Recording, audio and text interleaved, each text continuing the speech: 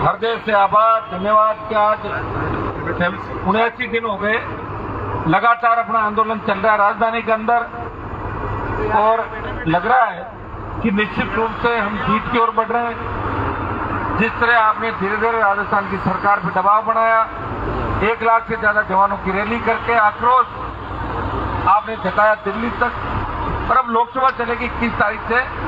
वहां भी अगर उससे पहले मामला नहीं होता है, भर्ती रद्द नहीं होती है, आरपीटी पुनर्गठन की बात नहीं होती, निश्चित रूप से लोकसभा के अंदर भी मजबूत तरीके से बात उठेगी। आवश्यकता पड़ी तो दिल्ली कूच का ऐलान भी हम करेंगे। दिल्ली कूच हमारे 1 लाख से ज्यादा नौजवान करेंगे। और जिस तरह हाईकोर्ट सरकार को बार बार फटकार लगा रहा है, और हाईकोर्ट सरकार को यह कह रहा है कि आप पूरी नोटशीट ला के दें, आपने भर्ती के अंदर सुचिता नहीं रखी, भर्ती सही नहीं हुई, आपके पहले बयान कुछ और थे एसओजी के, अब बयान दूसरे दे रहे हो, आखिर ऐसी क्या मजबूरी है। हाईकोर्ट ये भी टिप्पणी कर रहा है कि संविधान प्रदत्त शक्तियों के लिए हम यहाँ पे बैठे हैं, हम न्याय देने के लिए बैठे हैं।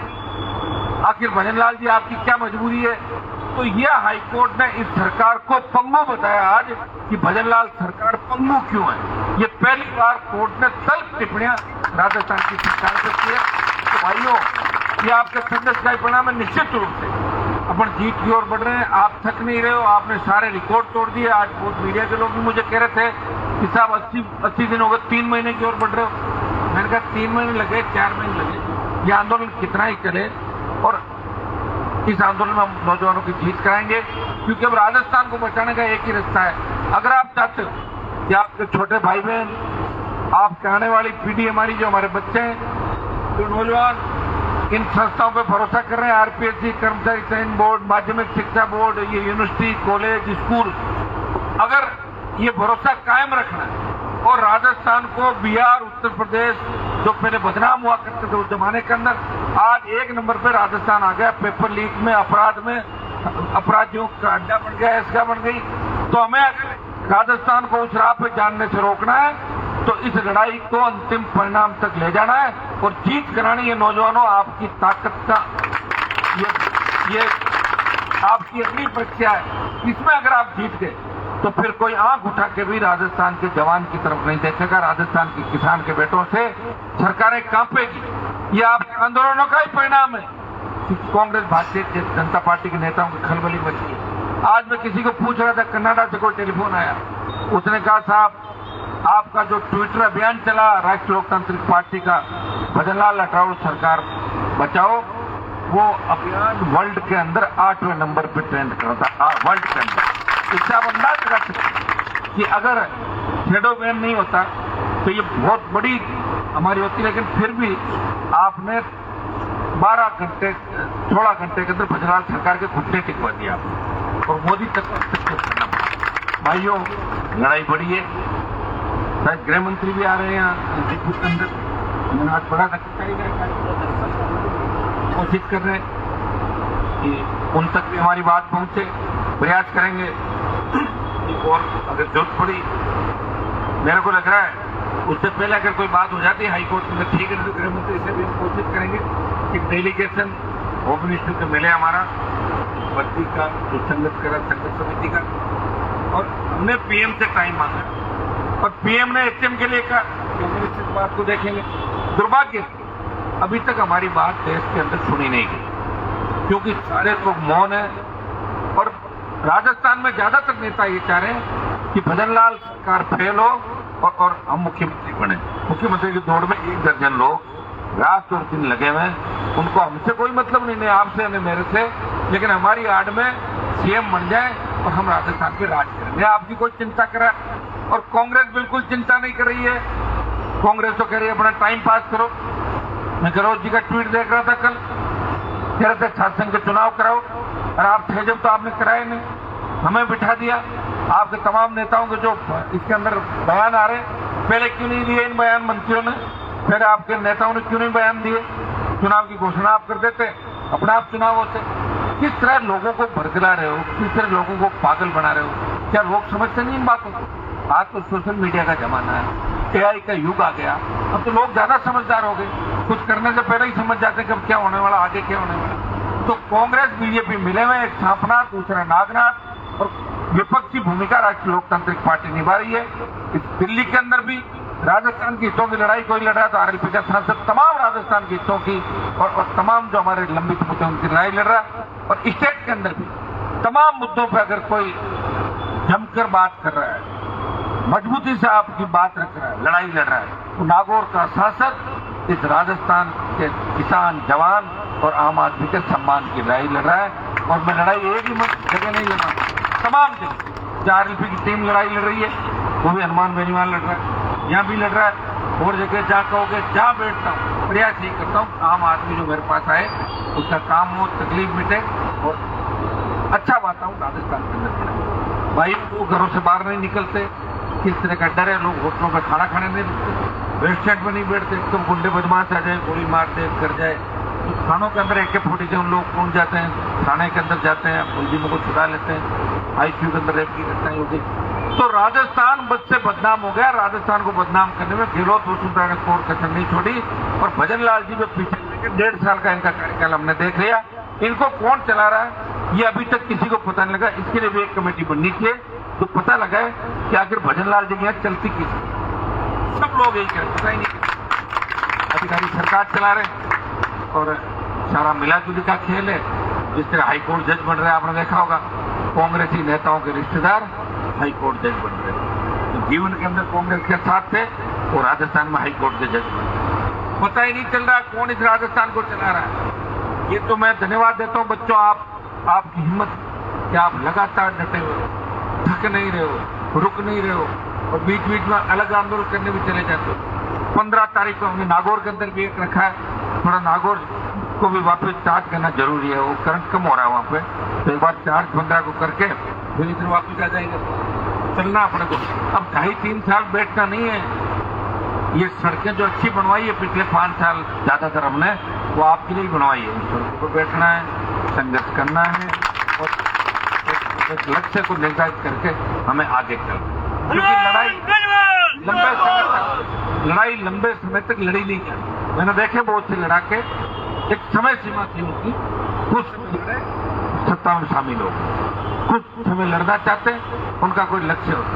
हम तो बिल्कुल अंधेरे में तीर चला रहे हैं, अब पता नहीं लगेगा कि नहीं लगेगा, लेकिन 25 साल लड़ते लड़ते आपके बीच और 60 साल विश्वविद्यालय का जीवन आपके बीच बिताया और हर कोशिश यही की कि आम आदमी की सत्ता में भागीदारी हो, आम किसान के बेटे में तकलीफ नहीं पड़े, दलित शोषित पीड़ित हमारा जो तबका है उसका सम्मान सरकार के अंदर रहे और हमारे हितों पर कुठारा काट नहीं हो। हर जगह आपने देखा होगा कि आपकी आवाज बनके, गरीब की आवाज बनके हनुमान बेनीवाल हमेशा हर मंच में बोलता। आज भी इंडस्ट्री कमेटी की मीटिंग थी दिल्ली के अंदर, मैं नहीं जा पाया। कहाँ से जाता, 3:30 बजे तो घर गया था, तो फिर कहाँ उठ के 8 बजे वहाँ जाता, फिर मुझे यहाँ पे आना था और भी कई काम दूसरे करने। 15 तारीख का भी आप लोगों को ध्यान रखना है। आजकल में आपको अलग अलग इंस्ट्रक्शन दे देंगे किन जिलों से कितने लोग आएंगे, नागौर, भीलवाड़ा, कुचामन, जोधपुर के इलाके से क्या होगा, आपको हम आजकल में इंस्ट्रक्शन दे देंगे और इंस्ट्रक्शन के हिसाब से फॉलो भी आपको करना है।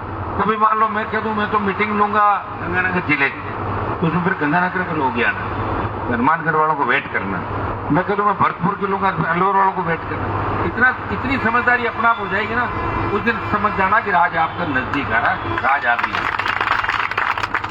तो मुझे पूरा भरोसा है। अब धरने पर वेट कर रहे हो ना मेरा, ये तो धैर्य है, आपने धैर्य रखा। हनुमान जी कितने बजे हैं, धरना चल रहा है और मैं रोज आपको संभालना है, तो मुझे भी खुशी होती है कि मैं आपके बीच रोज आता हूँ। लोग कहते हैं हनुमान जी के पास और कोई काम नहीं है, काम तो अशोक गहलोत के पास दिन भर ट्वीट करता बैठता है। मेरे पास तो दुनिया भर के काम है, कितने काम है बताओ, कितनी जगह मुझे लड़ने जाना है, लेकिन तुम्हें छोड़ के जा नहीं सकता, मुझे वापस आना है। जाके जरूरी काम होता है तो मैं परमिशन लेके जाता हूँ, तो मैं 1 दिन के लिए जा रहा हूँ, मैं 1 दिन के लिए वहाँ जा रहा हूँ, फिर वापस आ जाऊँगा। और लोकसभा चलेगी तो मुझे जाना है, लेकिन हाई कोर्ट का फैसला मुझे लग रहा है उससे पहले ही आ जाएगा और अच्छा फैसला आएगा। ये राजस्थान नहीं, देश देख रहा है कि राजस्थान का हाई कोर्ट क्या फैसला लेता है। इस बार अगर हाई कोर्ट ने भर्ती रद्द की तो निश्चित रूप से देश के नौजवानों का और राजस्थान के नौजवानों का न्यायपालिका पे भरोसा बढ़ जाएगा।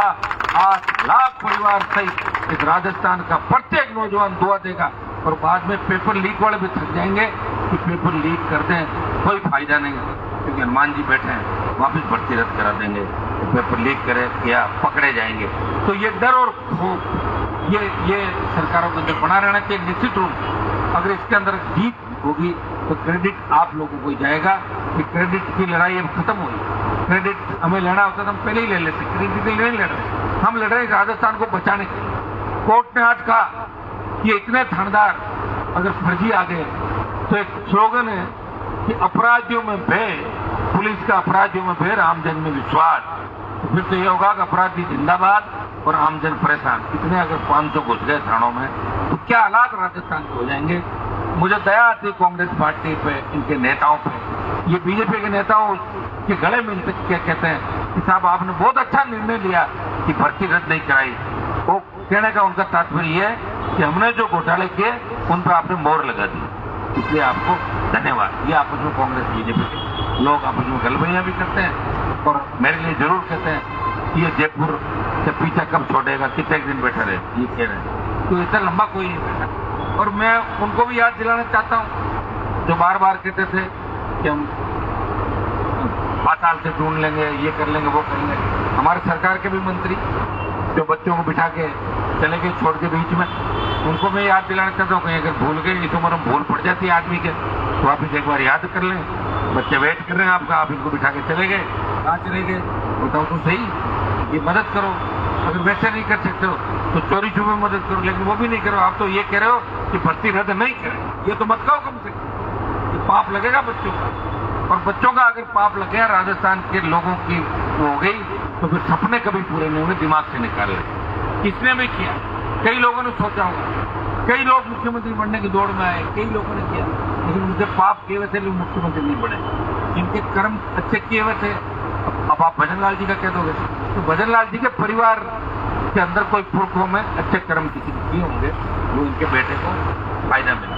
मुझे नहीं लगता कि भजन लाल जी ने कोई ऐसे काम किए, क्योंकि पद में तो कभी रहे नहीं, पद में नहीं रहे तो कैसे काम। पार्टी कार्यालय में कार्यकर्ता के रूप में काम करते थे, वैसे तो हजारों लाखों लोग काम करते थे, लेकिन बुजुर्गों ने काम किया। और मोदी अमित शाह को ऐसा आदमी राजस्थान में चाहिए था जो उनके हिसाब से चले सारा, लेकिन वो ये भी चाहते थे कि राजस्थान गलत दिशा में नहीं जाए। अब भजन लाल जी के आसपास की जो टीम है उसमें नौसिखिए बहुत ज्यादा है, और वो चाहते हैं कि हमारे हिसाब से सीएम चले। तो कोई इधर लेके जाता है, कोई कहता है गलत जा, इधर लेके जाता है, इधर उधर में ही भजन लाल जी को 1.5-2 साल निकलवा दिए। और प्रदेश के अंदर पहली बार इस मुख्यमंत्री के खिलाफ इतना आक्रोश देखने को मिला, वो आपने ट्विटर ट्रेंड में देख लिया होगा, जिससे वर्ल्ड के अंदर 8वां नंबर आपको। भाइयों, अपनी ताकत को पहचानो, मजबूत रहो और समझदारी के साथ आगे बढ़ो। निश्चित रूप से कुछ परिस्थितियां ऐसी बनेगी, कठिनाई भी आती है। जो लड़ता है उसे इस दौर के अंदर लोग क्या गुलामी जल्दी स्वीकार करते हैं, अपना काम निकालो, हाथ जोड़ के प्रणाम करके भागो। जो लड़ता है उसे तकलीफों के दौर से गुजरना पड़ता है, और मैं लड़ रहा हूँ, ये तकलीफें मेरे सामने आएगी, बहुत से लोग सामने खड़े हो जाएंगे, बहुत से लोग ये भी कहेंगे हनुमान जी के साथ रहने से क्या फायदा, इसके अलावा तो उस विधायक के साथ रहते कम से कम जमीन पर कब्जा कर लेते, कम से कम ये कर लेते, वो कर लेते। लेकिन हनुमान जी के साथ रहने से एक फायदा है, आपका मान सम्मान स्वाभिमान, और एक चीज सीखोगे, जो कह दिया वो करना है, कथनी और करने के अंदर अंतर नहीं। और जिसका हाथ पकड़ लिया गरीब का, उसे गणेश मान को उसको अंतिम पहुंचा है, उसको बीच में नहीं छोड़ा। ये जरूर आप मेरे से सीखोगे, लड़ना भी सीखोगे, संघर्ष भी सीखोगे, अपने पराये की पहचान क्या होती है वो भी सीखोगे। और हनुमान बेनीवाल सबका है, ये भी पास रहने से सीखोगे कि वो किसी एक जाति का नेता नहीं है, वो सर्व समाज को साथ लेकर चलता है, वो सारे समाजों का सम्मान करता है, और सारे समाज आगे बढ़े राजस्थान और देश के अंदर, वो ऐसी परिकल्पना और ऐसी विचारधारा के व्यक्ति है जो सबको साथ लेकर चलता है, लेकिन अन्याय के साथ हमेशा खड़ा मिलता है, और अन्याय करने वाला चाहे कोई भी हो उसका मुकाबला करता है। ये चीज आप देखो कि बहुत बहुत आपको धन्यवाद।